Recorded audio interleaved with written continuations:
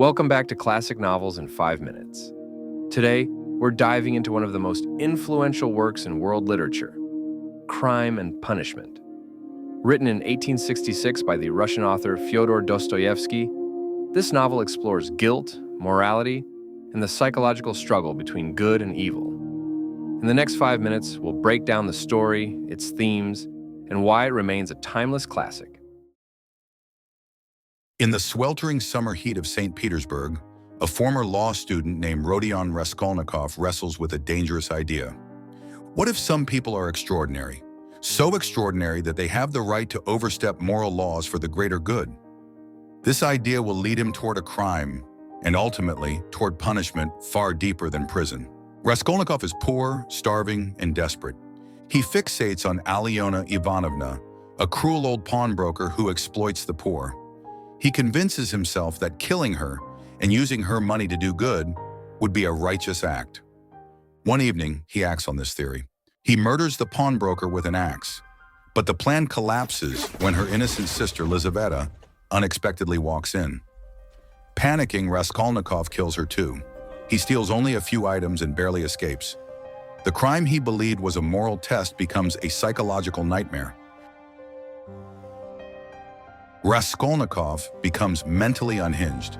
He hides the stolen goods, falls into fever, and begins alienating everyone around him.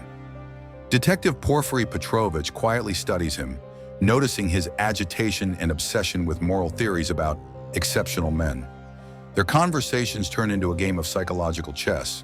Porfiry never directly accuses him, but makes it clear he knows the truth. Meanwhile, Raskolnikov meets Sonya, a humble young woman forced into prostitution to support her family. Unlike him, she suffers but remains compassionate and faithful. She becomes his moral mirror, showing him what humanity looks like. Raskolnikov's guilt deepens. He tests Sonya with his darkest thoughts, but she refuses to abandon him. She urges him to confess, not just to the police, but to God and to himself. Finally, with Porfiry closing in and Sonya offering unconditional support, Raskolnikov breaks. He confesses publicly at a crossroads, then turns himself into the authorities. Raskolnikov is sentenced to 8 years of hard labor in Siberia.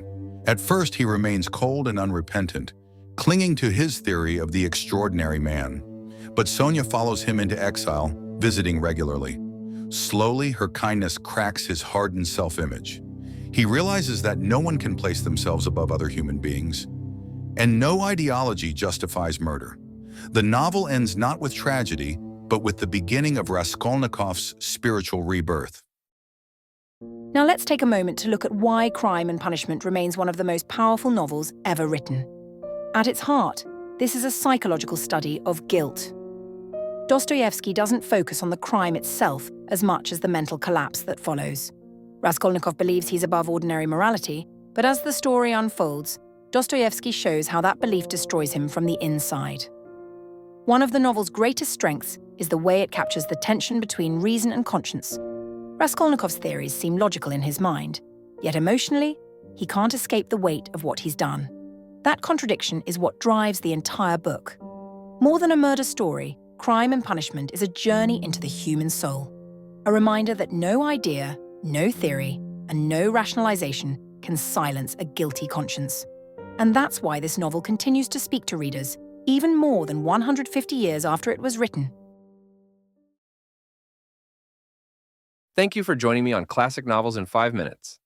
If this story inspired you, don't forget to like, subscribe, and explore more great works with us. See you in the next classic.